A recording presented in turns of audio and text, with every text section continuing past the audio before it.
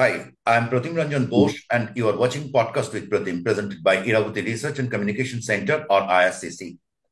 In this episode, we will discuss Bangladesh. I have with me Mr. Manjurul Alam Panna, Deputy Chief News Editor of Ekushe Television in Dhaka.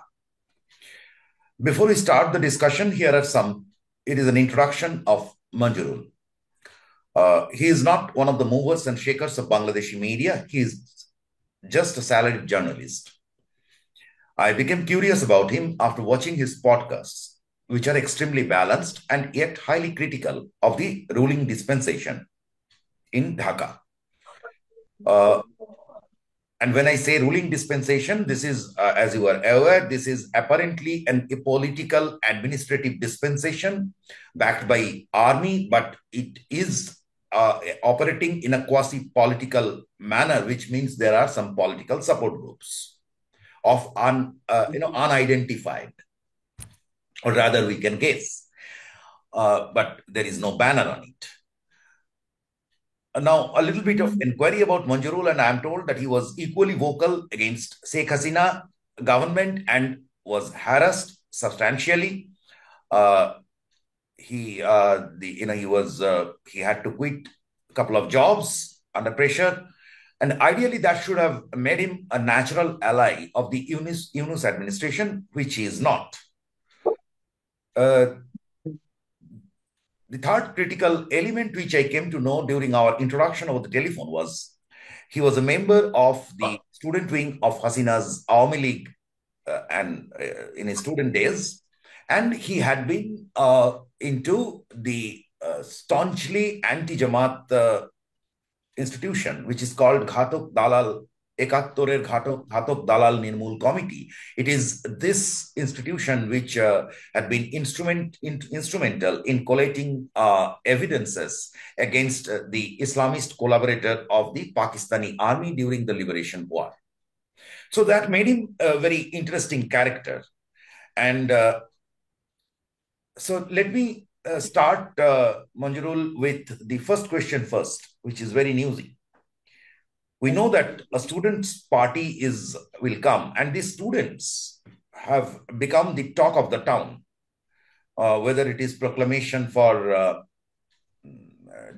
revolution, where they would supersede army, whether it is the top boss of the student wing, Mr. Hasnat Abdullah, is going to a television and asking people to, that he was accused to have been forcefully to have, enforced firing of journalists. Already we know that more than 100 have lost job in Bangladesh. And this morning, so this is 14th January, this morning he somewhere told, I saw it in news in a couple of publications, that whosoever speaks for the fascists had to suffer. Now, that means that, and he ensures that he and there is another student politician, that is Sarjis. So they that the Awami League has no space. Now, my point is that what they are saying is equally fascist, assuming that Hasina was fascist, that this is no less than them. What is your point? Thank you Mr Pratim. আমি প্রথমত একটু ক্ষমা চেয়ে নিচ্ছি, আমি বাংলাতে বলতে চাই, বাংলাতে সাবলীল বোধ করছি বা করি। ফ্যাসিস্ট কারা? ফ্যাসিস্ট, আমরা বোধহয় ফ্যাসিজমের সংজ্ঞাটাই জানি না। যারা বলছে আওয়ামী লীগ ফ্যাসিস্ট, আওয়ামী লীগ যদি ফ্যাসিস্ট হয়, বর্তমানে যারা আওয়ামী লীগকে ফ্যাসিস্ট বলে অভিহিত করছে তারা কি? আওয়ামী লীগের যে চরিত্র ছিল ঠিক সেই ধরনের চরিত্র এখন আমরা বলবো যে আওয়ামী লীগের বিরুদ্ধে যারা আন্দোলন করলো শেষ পর্যায়ে এসে, যেটাকে আমরা গণ অভ্যুত্থান বলছি, যদিও ছাত্র সভা অনেক থেকে বিপ্লব বলে, রেভলিউশন বলে, আমি এই শব্দের সঙ্গে একেবারেই একমত নই। এটা নিঃসন্দেহে একটা গণ অভ্যুত্থান, শুধু ছাত্রদের নয়, ছাত্র গণ অভ্যুত্থান। জনগণের সাধারণ মানুষের ইনভলভমেন্ট এখানে খুব ব্যাপক মাত্রায় ছিল। তারা আওয়ামী লীগকে ফ্যাসিস্ট বলছে, ফ্যাসিজমের সংজ্ঞাটা আমরা কি বলি? আমরা এটুকু বুঝি যে নিজের মতামতকে অন্যের উপরে চাপিয়ে দেওয়া, এবং আমি যা মনে করব সেটাই সঠিক, এর বাইরে আর কিছু নেই, এটাই ফ্যাসিজম। তো আওয়ামী লীগ মনে করতো, এখন ছাত্ররা তাই মনে করছে, ছাত্ররা বললে ভুল হবে, ছাত্র সমন্বয়টা। আরেকটু সোজা আর করে ছাত্র বললে, সমন্বয়টা আরেকটু সোজা করে বললে, যে আমার মতের বিরুদ্ধে যাবে তাকে আমি থাকতে দেবো না। থাকতে দেবো না, সেটাই সেটাই। তো আওয়ামী লীগের এই চরিত্র দেখেছি আমরা।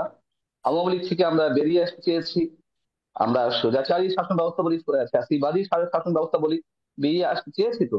কিন্তু আমরা বেরিয়ে এসেছি ঠিকই, নতুন করে কিসের মধ্যে পড়লাম, সেটা একই ফ্যাসিজম। এখন প্রশ্ন আসতে পারে, বড় ফ্যাসিবাদ কে? আওয়ামী লীগ বড় ফ্যাসিবাদ ছিল, নাকি ছাত্র সমন্বয়করা মিলে যার সৃষ্টি করছে বা করতে চাইছে সেটা বড় ফ্যাসিবাদ? আপনি হাসনাত আব্দুল্লাহ কথা বলছিলেন, সামহায়ার মিন, আপনি আমি যেটা জানি নারায়ণগঞ্জে তারা যে ঘোষণাপত্র দিতে চায় নতুন করে, তারা ওই কর্মসূচি থেকে তাদের যে পথসভা, সেই পথসভাতে হাসনাত আব্দুল্লাহ অন্যতম সমন্বয়ক, এখন বৈষম্য বিরোধী ছাত্র আন্দোলন যিনি আহ্বায়ক, তিনি বলেছেন যে আওয়ামী লীগকে যারা পুনঃপ্রতিষ্ঠা করতে চাইবে অথবা আওয়ামী লীগের পক্ষে যারা লিখবে, তাদের কলম ভেঙে দেওয়া হবে, হাত ভেঙে দেওয়া হবে। এর চেয়ে বড় ফ্যাসিবাদিটা কি হতে পারে? আওয়ামী লীগ সম্ভবত এভাবে কথা বলেনি। আওয়ামী লীগ কাজ করেছে, যারা কথা বলেছে আওয়ামী লীগের বিরুদ্ধে, যারা পলিটিক্যাল অ্যাক্টিভিস্ট রাজপথে ছিল, অথবা যারা সাংবাদিকরা যারা আওয়ামী লীগের সমালোচনা করেছে, আমরা দেখেছি তাদের বিরুদ্ধে নানান ধরনের খড়গ নেমে আসতে। এখন তো ডিরেক্ট হুমকি দেওয়া হচ্ছে। অতএব আমি ফ্যাসিবাদী চরিত্রের, এই দুই চরিত্রের মধ্যে কোনো পার্থক্য দেখছি না। হাসিনা, শেখ হাসিনা, এবং বর্তমানে যারা শেখ হাসিনার বিরুদ্ধে কথাবার্তা বলছে। শেখ হাসিনার বিরুদ্ধে কথা বা শেখ হাসিনার পক্ষে লিখলে বা কথা বললে হাত ভেঙে দেওয়া হবে কেন? এটাই এটাই আমি, আমার আমার নিজেরও কোশ্চেন যে বড় ফ্যাসিবাদ আসলে কে? uh, Mahbub Aziz of Shomokal wrote this morning. I mean, that's a very interesting observation. You, for may not be for you, but for us who are away from Bangladesh, that during the uprising or during the whole movement, there had been, they played the songs of the during which were, the typically symbols of liberation war, Muktiro Mundiro Sopano Tole, etc. Now, once that phase was over and they came to power, there is something different had come up. Something different, somehow all these shibis and everything. Shibir is a student wing, for audience. Shibir is the student wing of Jamaat and is extremely, infamous for their tortures. So so that is an elementary question. In fact, this evening also I was talking to a student, and I spoke to at least half a dozen students so far from private and public universities, and these people have participated for freedom, for their grievances against the establishment. I mean, many reasons.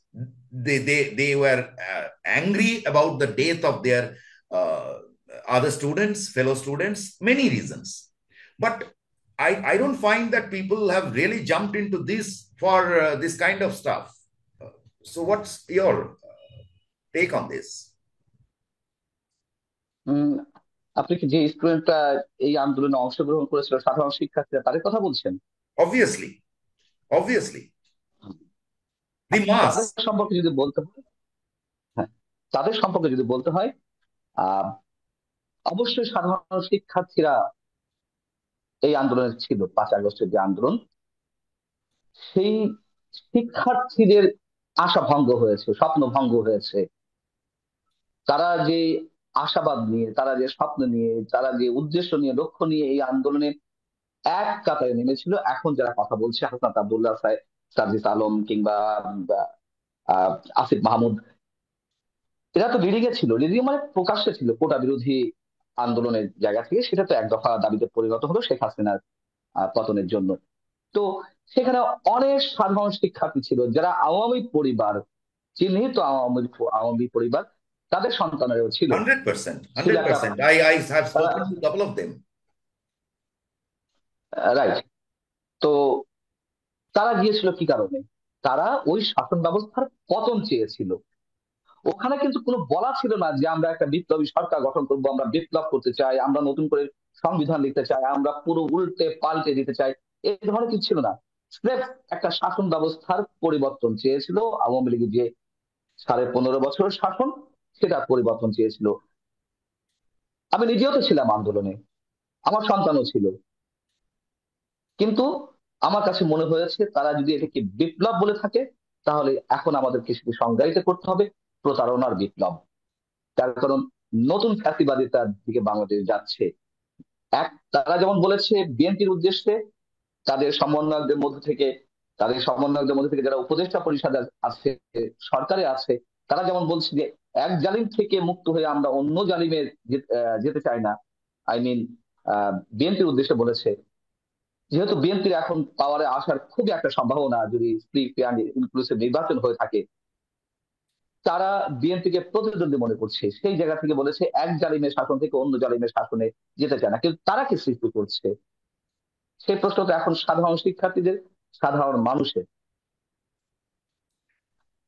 What I fail to understand is that, as I have said in different forums, is that in 1977 we had a similar situation after the emergency, and Janata Party, which was created, which was basically an assimilation of different forces from left to right, and it came to power, and in 2.5 years it was splintered.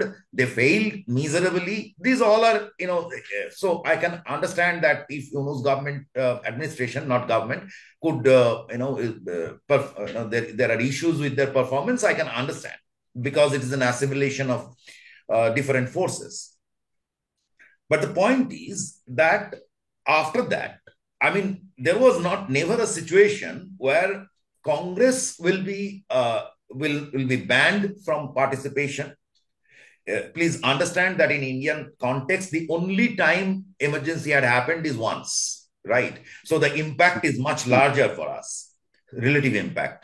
So what I thought that you want democracy. One of the issues probably raised, and most of the people I have spoken to, is about lack of election, right? Lack of choice. Mm-hmm. So that Exactly. being so, now you want to hold. It's okay. You catch hold of, you punish whosoever is fired for this or that. But why this thing is coming, that we will not allow Army League, we will not allow BNP. I mean, what they are up to, and then it is going up to changing the national anthem, changing the everything of the history and culture of the society. What is this? যেটা এখন মোটামুটি স্পষ্ট, মোটামুটি আমি বলবো, আমি finally বলছি না, যে এই আন্দোলনের পিছনে অনেক ধরনের চক্রান্ত ছিল। সাধারণ মানুষ যেভাবে দেখেছে, সেটা এখন সাধারণ মানুষের চোখে স্পষ্ট হচ্ছে, যেটা দীর্ঘদিনের একটা চক্রান্ত ছিল।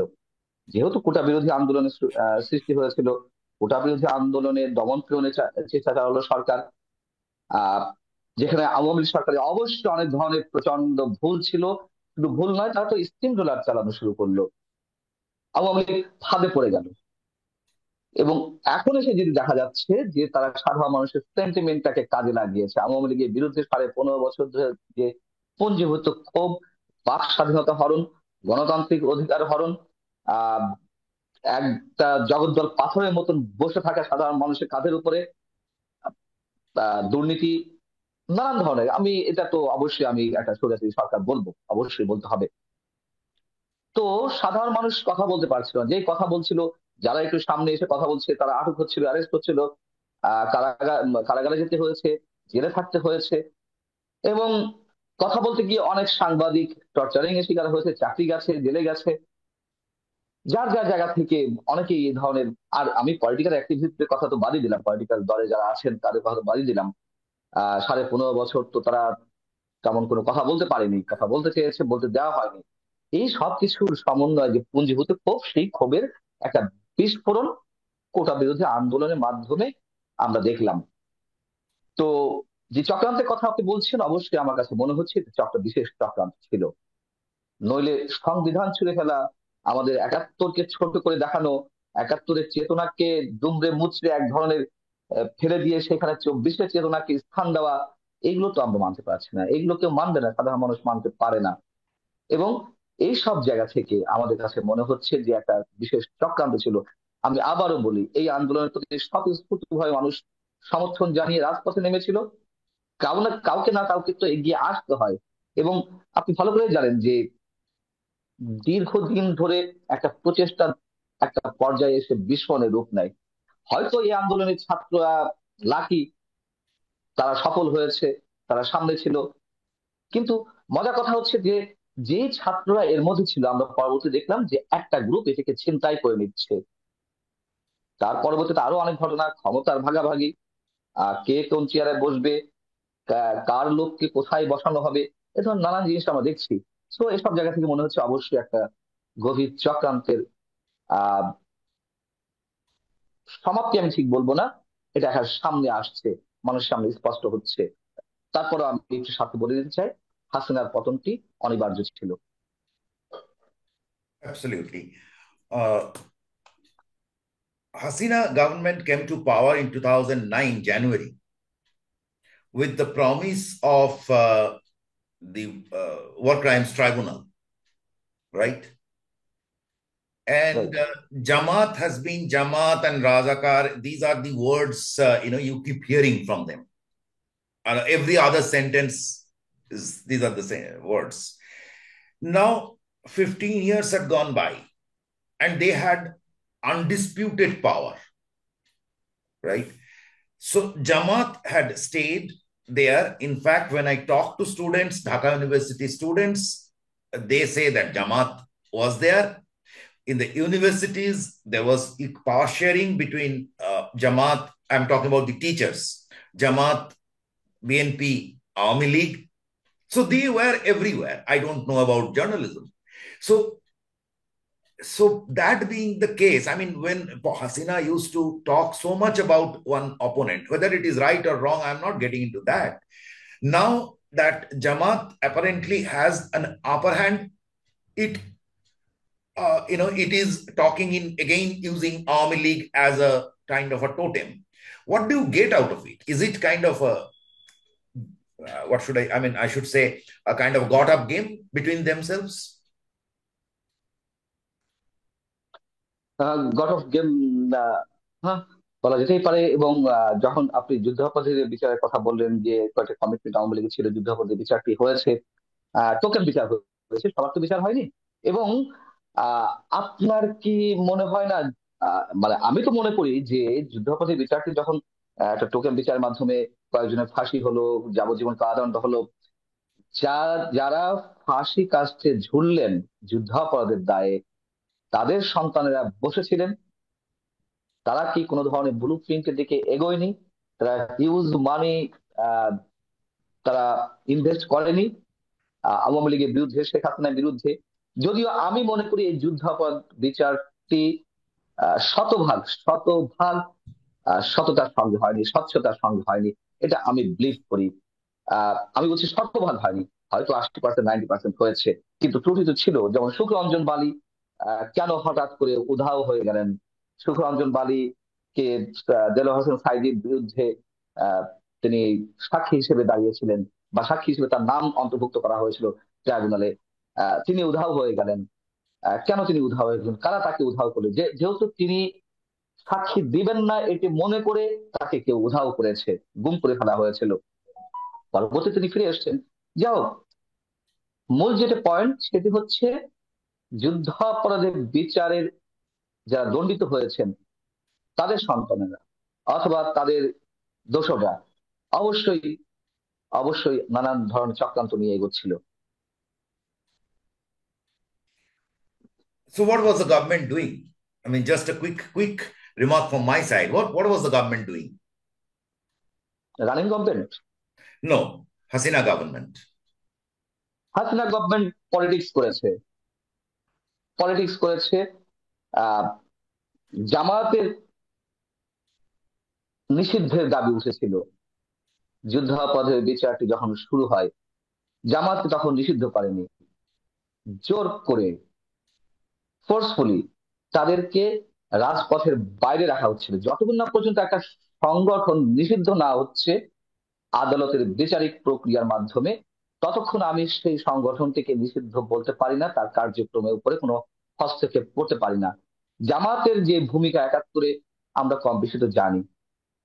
তো সেই জায়গা থেকে তার তো বিচার হওয়া উচিত। আওয়ামী লীগ সেটি করেনি।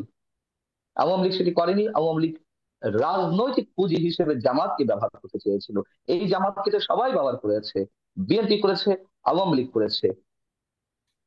তো রাজনীতি করতে গেলে যে নিজের ফাঁদে নিজে পা দিতে হয় অনেক সময়, সেটাই আওয়ামী লীগ পেয়েছে। এবং 5 আগস্ট গণ অভ্যুত্থানের আগে শেখ হাসিনাকে যখন দেশ ছাড়তে হলো গণ অভ্যুত্থানের মুখে, তার 2 দিন আগে জামাতকে নিষিদ্ধ করলো নির্বাহী আদেশে। এটিরও কোনো প্রয়োজন ছিল না। এবং একটা পর্যায়ে এসে আওয়ামী লীগ মাসুল দিতে হয়েছে এই রাজনীতি। In 1996, Jamaat and Awami League was on the same side, if I remember correctly. Hmm hmm. And right. another question is, as you said, that the war crimes trial was not above question. Now, this trial has been criticized internationally, and I mean domestically, of course. Jamaat and BNP or whatever always questioned this trial because it was not as per the international norms. That was the primary allegation. Now, after August 5, now Awami League, Hasina, and the many police officers, etc., of that regime are being tried in in the international tribunal, and the ruling dispensation has been saying that they have kind of uh, ensured that these are done as per the best of the standards. Having said so, we have seen that, I mean, I'm told that more than 250 cases were lodged against Hasina, and each of these cases have 500 to 700 co-accused. In fact, Mr. Jedai Panna had also been, who was an advocate for students, was also accused in one case. There are many. So many journalists are accused. So what it is qualitatively, how do you see it? I mean, you cannot comment, of course, from the legal perspective, but what is your initial take? Or এটা তো সেই একই চরিত্রের বহিঃপ্রকাশ, যেটা আমরা এর আগে আলোচনা করলাম। এবং আপনি জার্নালিস্টদের কথা বলছিলেন। জার্নালিস্টরা জার্নালিস্টদের অনেকে অনেকে শেখ হাসিনার স্বৈরাচারী হয়ে ওঠার পেছনে দায়ী। আমি দায়ী বলবো, তারা চাটুকারিতা করেছে, তারা দাবিদারি করেছে, দালালি করেছে, সত্য সংবাদ প্রকাশ করেননি। যারা সিনিয়র জার্নালিস্ট হিসেবে আমাদের সামনে ছিলেন, যারা শেখ হাসিনার অন্দরমহল পর্যন্ত যাওয়ার সক্ষমতা রাখতো, তাদের বিরুদ্ধে অনেক ধরনের অভিযোগ উঠতে পারে। তাদের বিরুদ্ধে করাপশনের অভিযোগ উঠতে পারে, তাদের বিরুদ্ধে ইথিক্যাল নানান ধরনের কোশ্চেন উঠতে পারে। কিন্তু মার্ডার কেসের সঙ্গে তারা জড়িত, মানে হত্যাকাণ্ডের সঙ্গে তারা জড়িত, এটা আমি বিশ্বাস করি না।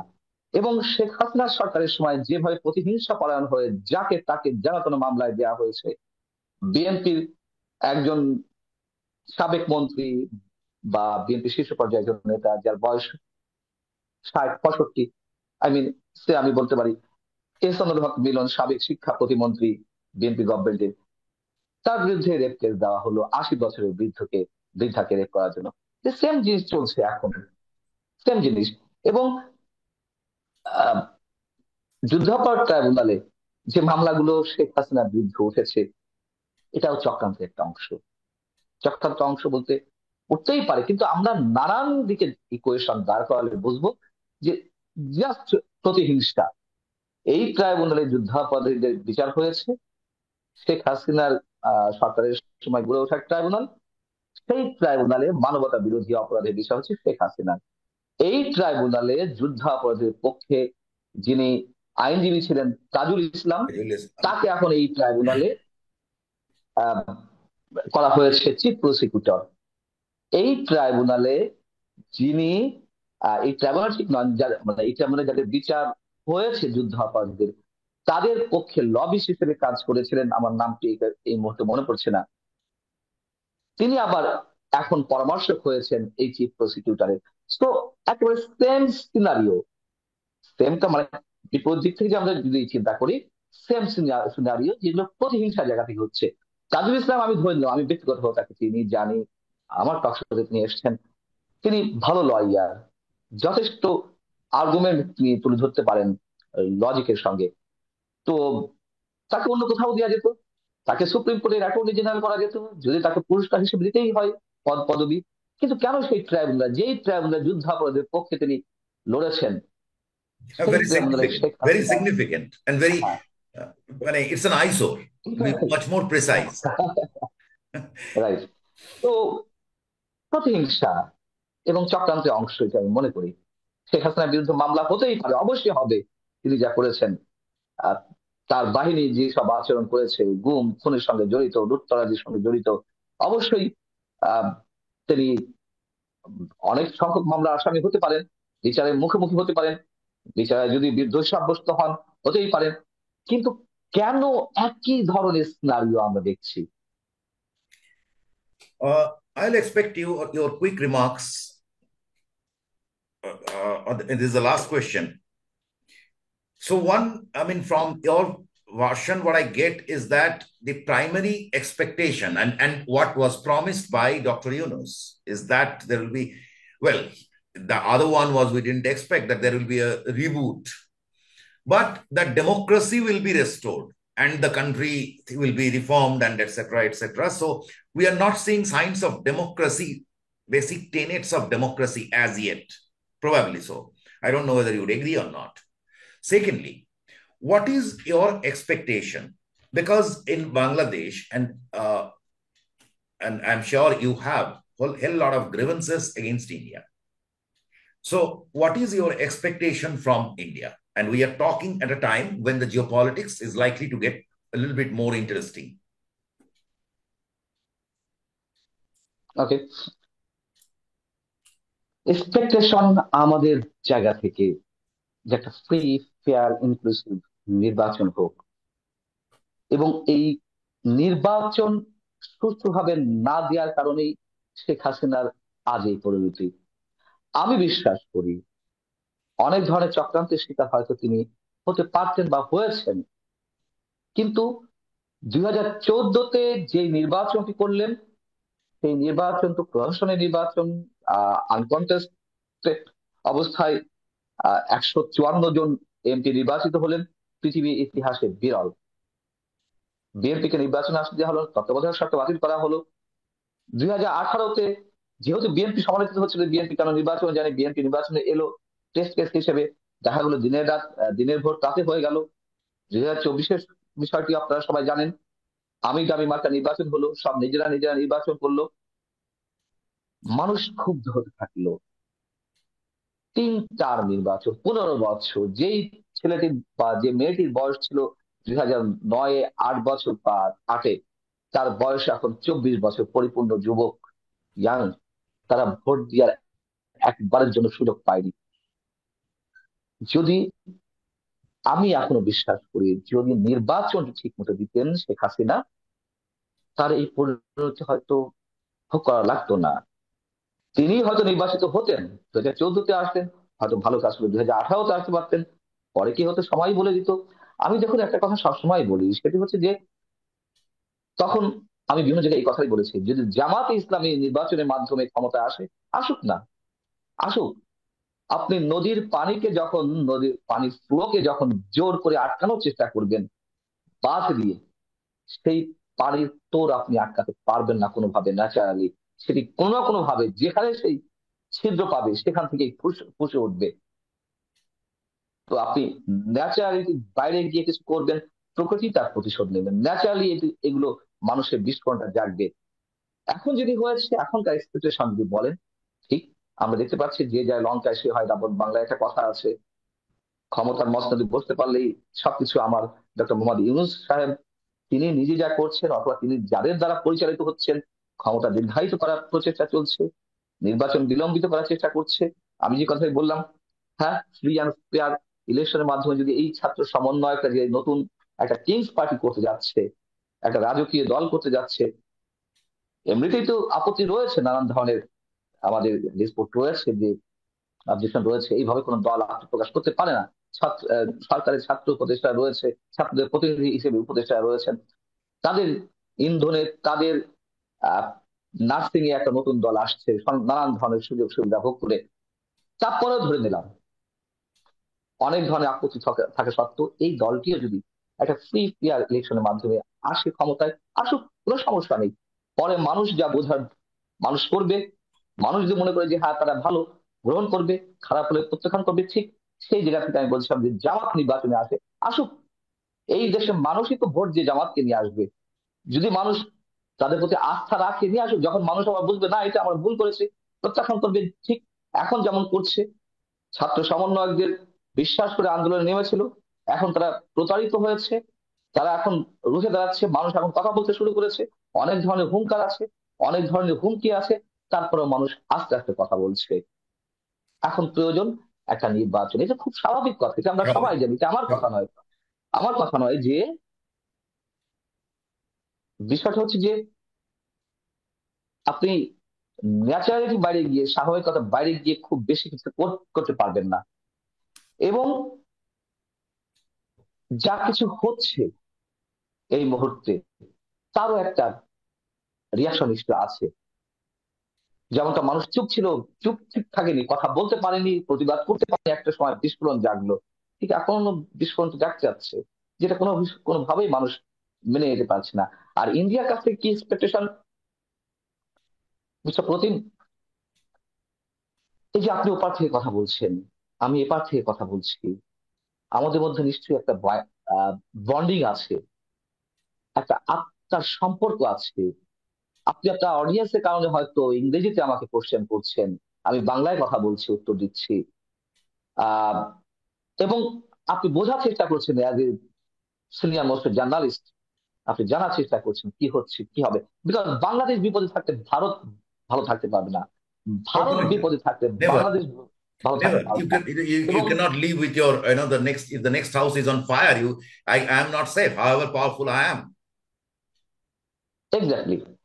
তো মানুষের সঙ্গে মানুষের যে বন্ডিংটা, এটা বাংলাদেশ সরকার যেমন বাংলাদেশের সাধারণ মানুষের চাওয়া পাওয়াকে প্রাধান্য দেয়নি, বুঝতে চায়নি, ঠিক আমি বলবো ইন্ডিয়ান গভর্নমেন্ট, আমি not Indian general people, mass people, আমি সেটা কথা বলছি না। গভর্নমেন্ট টু গভর্নমেন্ট যে রিলেশন, বিশেষ করে ভারতের সঙ্গে বাংলাদেশের আওয়ামী লীগের যে সম্পর্ক, তাদের যে একচোখা নীতি, সেটির কারণে আপনার প্রতি আমার অবিশ্বাস যাচ্ছে, আমার প্রতি আপনার অবিশ্বাস যাচ্ছে।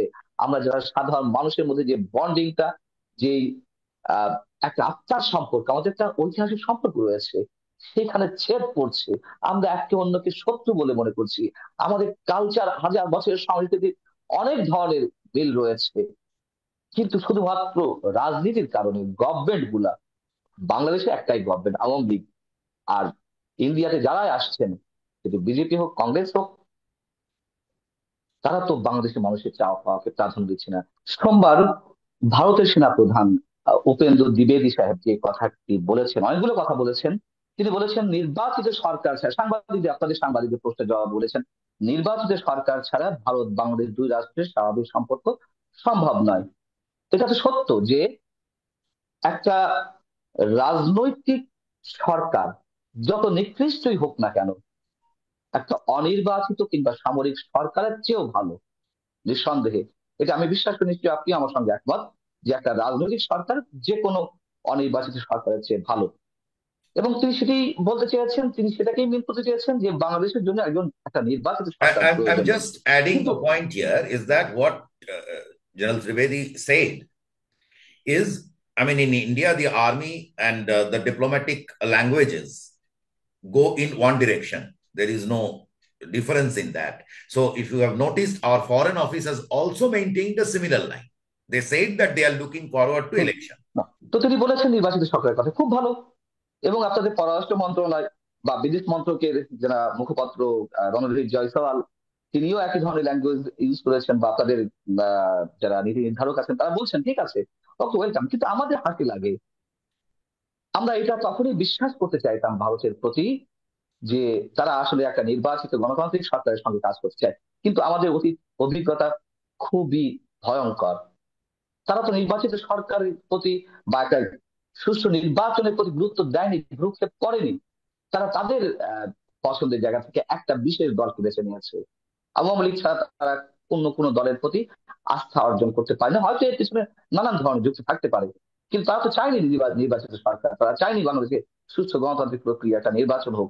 তো সেই জায়গা থেকে আমাদের যে কনফিউশন গুলো জাগে, যে উম, আমরা আস্থা রাখতে পারি না তারা সত্যি সত্যি নির্বাচিত সরকার চায় কিনা, ভারতের কাছ থেকে আমরা আশা করি এক চোখা নীতি না হয়ে বাংলাদেশের স্বার্থে, এবং অবশ্যই ভারতের স্বার্থে, ভারত কেন তার স্বার্থ দেখবে না, অবশ্যই ভারত তার স্বার্থ দেখবে, কিন্তু তার স্বার্থ দেখতে গিয়ে আরেকটা জনগোষ্ঠীকে, আরেকটা দেশের জনগোষ্ঠীকে পুরো বিপদের মুখে ফেলবে, আরেকটা দেশকে প্রায় ধ্বংসের পথে নিয়ে যাবে নিজেদের জানা অথবা অজানা মনে দিয়ে। এটি তো একসেপ্ট করা যায় না। সেই জায়গা থেকে বলছি, ভারতকে গণতন্ত্রের প্রতি, ভারত যে বৃহৎ গণতান্ত্রিক রাষ্ট্র পৃথিবীতে, যদিও সেটা নিয়ে নানান ধরনের বিতর্ক আছে, আমি সেদিকে যাব না। গণতান্ত্রিক ভাবে নির্বাচনটি তো অন্তত হয় ভারতে, কেন তার তাহলে ভারত সরকার তার নির্বাচনটি গণতান্ত্রিক প্রক্রিয়া করবে, আর বাংলাদেশের নির্বাচনটিকে একটা গণতন্ত্রের লেবাসে, একটা নির্বাচনী মোড়কে, এর মধ্য দিয়ে তারা একটা বিশেষ সরকারকে বেছে নেবে। এবং যার পরিণতি আমরা দেখছি, ভারতের সাথে আরো যে আমাদের এক্সপেকটেশন, যে অমীমাংসিত বিষয়গুলো আছে, সেগুলা, একটা কথা তো পরিচিত হয়ে গেছে, দাদাগিরি সুলভ মনোভাব ভারত দেখায়। আমরা চাই না ভারতের সরকার এগুলো দেখায়। আমি আবারও বলছি, ভারতের মানুষের প্রতি, সাধারণ মানুষের প্রতি আমাদের শ্রদ্ধা অকুণ্ঠ। আমরা মনে করি শুধু ঐতিহাসিক সম্পর্ক না, আমাদের আত্মিক সম্পর্ক রয়েছে, আমাদের রক্তের সম্পর্ক রয়েছে, এগুলো তো অস্বীকার করা যাবে না। কিন্তু সেখানে বিভেদের রেখা স্পষ্ট হচ্ছে, মোটা হচ্ছে রাজনীতির কারণে। ভারতকে তার স্থিতিশীলতার কারণে, তার রাজনৈতিক স্বার্থে, তার ইকোনমিক স্বার্থে বাংলাদেশের গণতন্ত্রের প্রতি শ্রদ্ধাশীল হতে হবে। আমি এটুকু বিশ্বাস করি, এটুকু চাই। I think you're right to criticize Indian politics. There are a couple of things, issues. Number one is that the America is a democracy, and America goes and bombs countries. So there is a basic conflict between what you do at home and what you do outside, right? Right. Uh, so there you look at your own interest. Now, insofar as I understand, I mean, we are just at the end of it, so I'm wrapping up. Insofar as I understand, Indian interest in Bangladesh, the India-Bangladesh relations is 90% security orientation. It was security okay. orientation, which actually had gone up during the BNP Jamaat rule between 2001 and 2006. And Sheikh Hasina has told it time and again that India supported BNP that time, right? So something very wrong had happened. Now, I fully appreciate your point that India should work with other political entities. I mean, now point is that I think here is a gray area whether the domestic politics of Bangladesh and uh, is careful to the Indian interest, which is security. Because why I'm saying this is that otherwise it should have been granted. Why should a country spoil its own, broth?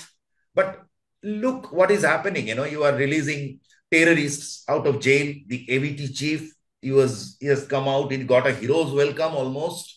Then the 10 truck arms haul case, which is very sensitive. India is very sensitive about it. So I believe these are the very teething problems, not teething, it's a very serious problems in the system. I mean, uh, there is a kind of where the probably there was no choice for the country to depend on another political entity. Probably so. এটা এটা একেবারে impractical. Bharat যেটা মনে করছে যে আওয়ামী লীগই তার জন্য একমাত্র No, no, no.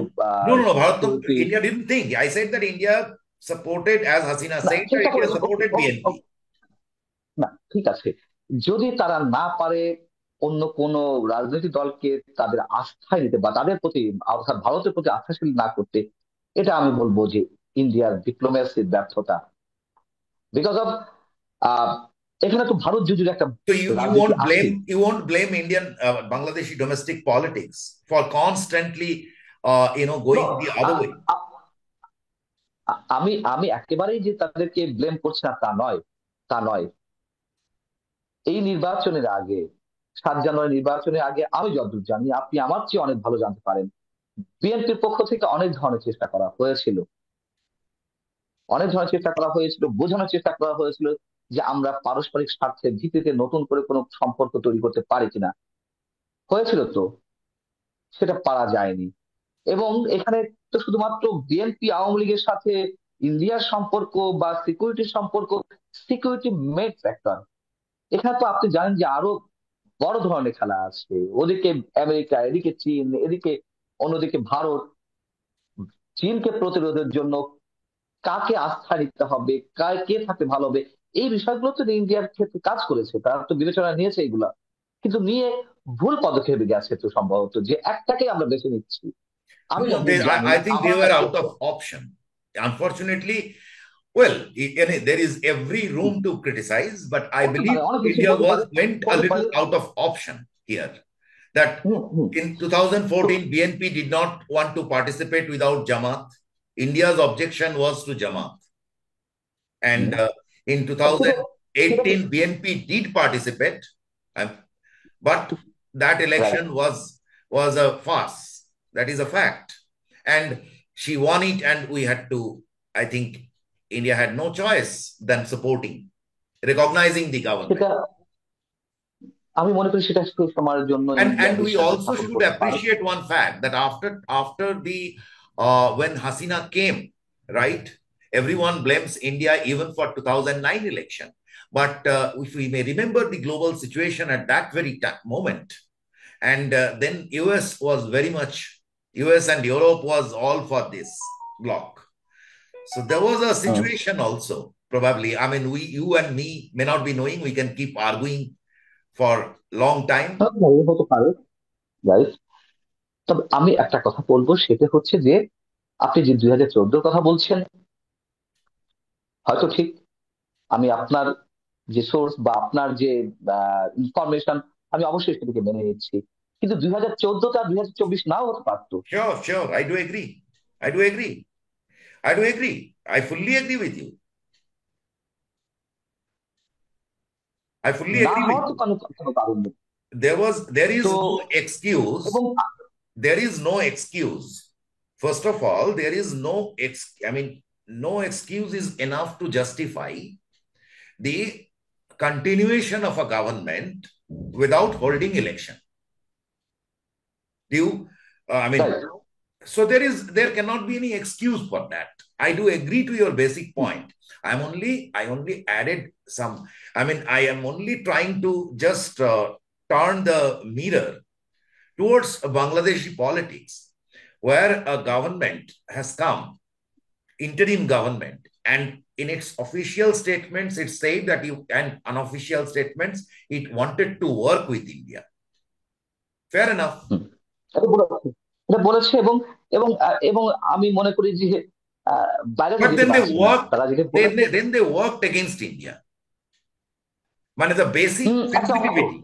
একটা একটা অংশ আমরা যদি ফর্মাল ফর্মাল তাদের অ্যাক্টিভিটিস ফলো করি, ইন্ডিয়া থেকে তো মালামাল নিয়ে আসছে, পণ্য নিয়ে আসছে That was ইন্ডিয়ার সাথে। Bangladesh's necessity that needed. I am saying my sensitivity is with security. So what security. was the okay, necessity to pinprick that? এই গভর্নমেন্ট সম্বন্ধে তো আমি তো আমার মন্তব্য প্রথমেই করেছি, একটা চক্রান্ত অংশ হিসেবে হতে পারে, হতে পারে। ডেফিনিট কোনো নিউজ আমাদের কিছু নিয়ে, আমরা শুধু সমীকরণটা Anyway, মিলাতে পারি। well, let us not এবং সেই prolong জায়গা this থেকে prolong this আমি যদি debate. বলি, মিস্টার প্রদীপ, আমি এখানে বলবো যে ইন্ডিয়া এর জন্য দায়ী। কোন দিক থেকে দায়ী? কোন দিক থেকে দায়ী? এই যে ভারত বিরোধিতা বাড়ছে, দিনে দিনে বাড়ছে, কেন বাড়ছে? তিস্তা চুক্তিটা তো হলো না। মনমোহন সিং সাহেব তিনি একটা সমঝোতা চুক্তি করলেন, সেখানে ইন্ডিয়ার ইন্টারনাল পলিটিক্স এর কারণে এগুলো বলে তো অনেক ইস্যু হয়ে যাবে। আপনি আহ সীমান্তে লেথাল ওপেন ইউজ করবেন না অনেকবার প্রতিশ্রুতি দিয়েছেন, হচ্ছে তো। বিএসএফ, আমি বলবো না যে এটা সম্পূর্ণ এই ক্ষেত্রে সীমান্তের ক্ষেত্রে শুধুমাত্র ইন্ডিয়ার দোষ। হ্যাঁ, এখান থেকে যাচ্ছে লোকজন, যাচ্ছে আহ অবৈধ অনুপ্রবেশ করছে, কিংবা আহ, মাদক নিয়ে আসছে, গরু নিয়ে আসছে, কিন্তু সেগুলোকে প্রশ্রয় দিচ্ছে কারা?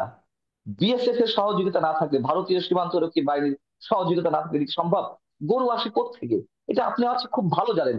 শত শত কিলোমিটার দূর থেকে গরু চলে আসছে শুধুমাত্র ইন্ডিয়ার আমার বাংলাদেশ বর্ডারে এসে আপনি লিথালি ওপেন ইউজ করছেন গরু চোরাচালান ঠেকানোর জন্য, আর মানুষ মেরে ফেলছেন। তা তো না, সব না তো।